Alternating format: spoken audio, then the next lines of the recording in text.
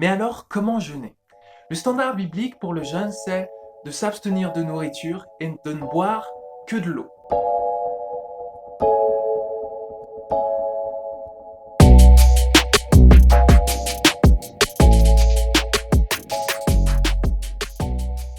On peut encore voir des exceptions à ça, où on a un jeûne total. Par exemple, dans le livre d'Esther, on voit les Juifs qui se mettent à jeûner pendant 3 jours de nourriture et d'eau. Donc, ils jeûnent de manière totale et c'est que dans des situations qui sont extrêmement rares et des situations vraiment extrêmes. Et c'est pas vraiment un jeûne qui est recommandé.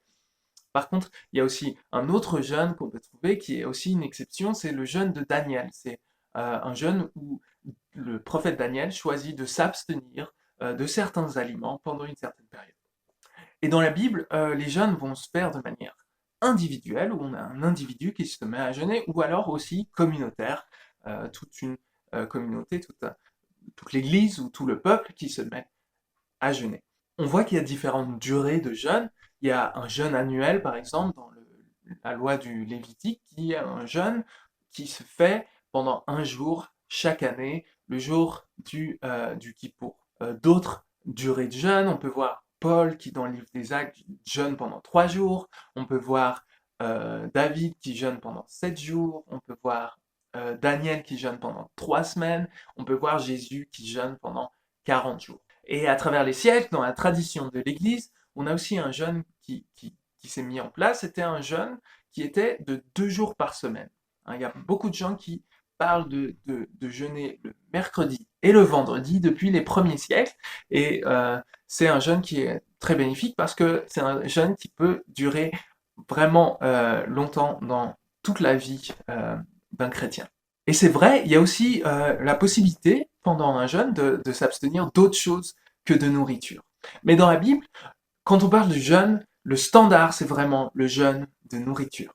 Et le carême, ça va être un très bon moment pour s'abstenir de d'autres choses que de la nourriture. Ça va être un très bon moment pour aussi, par exemple, limiter les temps d'écran ou de réseaux sociaux, ou alors choisir de manière intentionnelle de dépenser son argent pour être de plus en plus généreux et de moins en moins centré sur soi dans sa manière de gérer son argent.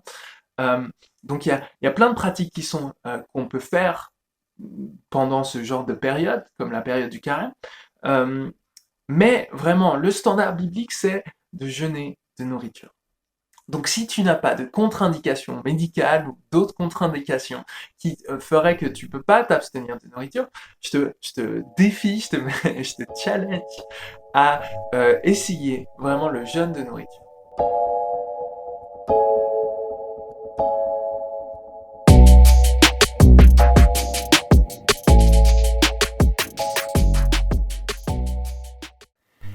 Mais alors, qu'est-ce qu'on fait pendant qu'on jeûne?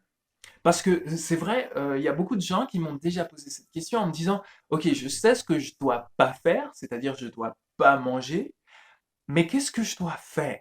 Est-ce que je dois, prier 24 heures sur 24? Est-ce que je dois ressentir la faim? Est-ce que si je ressens la faim, c'est un mauvais jeûne ou c'est un bon jeûne? Est-ce que si je ressens pas la faim, est-ce que c'est toujours valable?» C'est vrai, le jeûne, c'est une pratique physique où, ça va être tout un exercice pour s'abstenir physiquement de manger. Mais c'est avant tout une pratique spirituelle. Donc le plus important, c'est ce qui se passe dans notre relation à Dieu et dans notre relation avec les autres.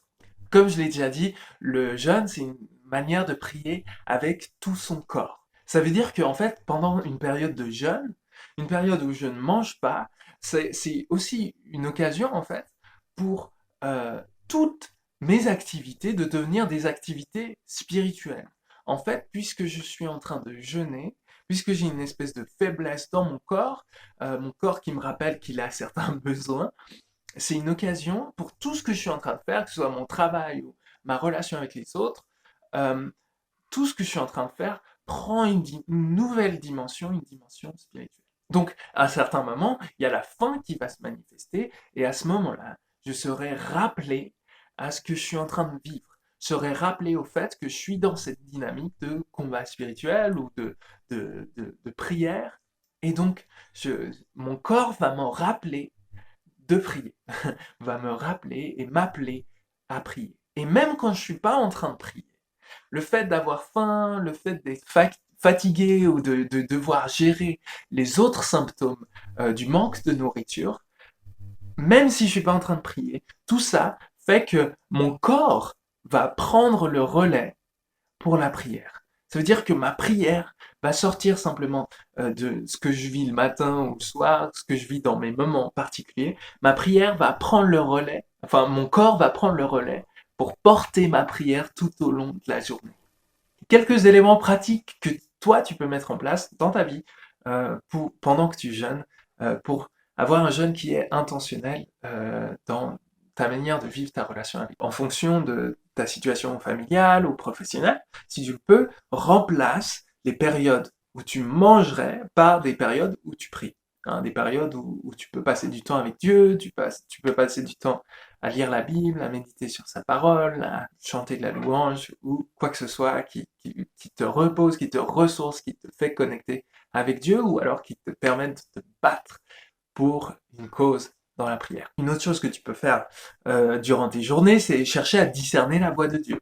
Donc, quand tu y penses, ou alors tu peux te mettre des rappels, mais essaye de temps en temps dans ta journée de te poser la question, mais qu'est-ce que Dieu essaye de me dire maintenant? Est-ce que Dieu essaye de me parler maintenant? Et qu'est-ce que Dieu est en train de faire et comment est-ce que moi je peux participer à ce qu'il est en train de faire maintenant?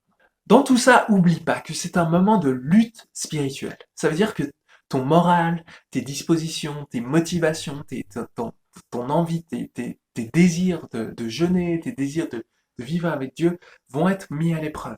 Et ils peuvent changer du tout au tout, euh, d'une heure à l'autre, d'un jour à l'autre. Et ça, c'est normal.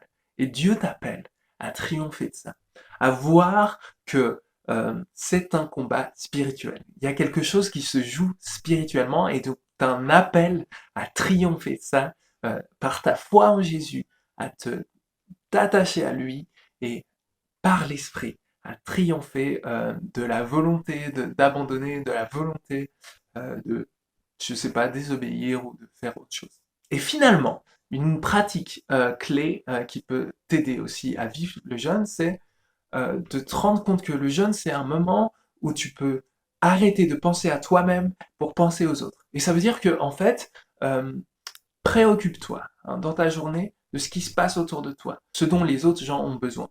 Préoccupe-toi de comment est-ce que tu peux aider, comment est-ce que tu peux donner, comment est-ce que tu peux être là pour les autres.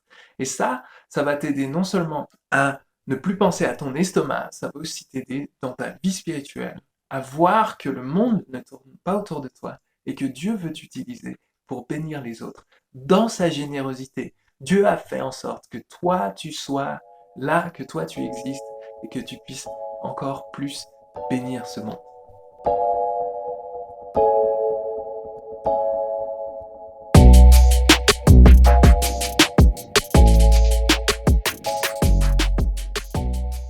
Et ça, c'est la clé, je pense, pour un jeune chrétien, c'est qu'on ne peut pas échouer. Tu peux pas échouer ton jeûne. Même si tu t'es mis des objectifs, tu veux jeûner pendant 3 jours, euh, tu peux pas échouer. C'est-à-dire que même si tu recommences à manger, en fait, euh, pour Dieu, c'est pas un échec. Parce que Dieu t'apprend quelque chose là-dedans. Hein, parce que Dieu te visite là-dedans. Et en fait, puisque le but du jeûne, c'est d'être aussi faible devant Dieu, pour que Dieu puisse être fort, eh ben, même dans l'échec, on est fort. Donc, même si tu n'arrives pas à te tenir à tes engagements, ne considère pas ça comme un échec, mais vois que Dieu travaille aussi là-dedans. Donc, apporte tout ce que tu as, et même quand tu échoues dans tes objectifs, c'est pas ton jeûne qui est un échec. Cela dit, je t'encourage, quand tu fais une rechute, hein, quand tu as un moment où tu fais une entorse à ton jeûne, par exemple, tu vas faire un jeûne de 3 jours et tout à coup, t'en peux plus, tu bois un jus de fruits ou un café ou tu manges un bout de chocolat. N'abandonne pas pour autant ton jeûne. Hein. C'est pas parce que tu as fait une entorse que tu peux pas aller jusqu'au bout de ton jeûne. Hein. Dieu, il est plein de grâce. Tu peux dire, ok, désolé, je me suis pas tenu à ce que j'ai dit. Je continue. Hein. T'as pas besoin de repartir de zéro, tu peux continuer ton jeûne. C'est un encouragement parce qu'il y a beaucoup de gens qui abandonnent simplement parce qu'ils ont fait une petite entorse.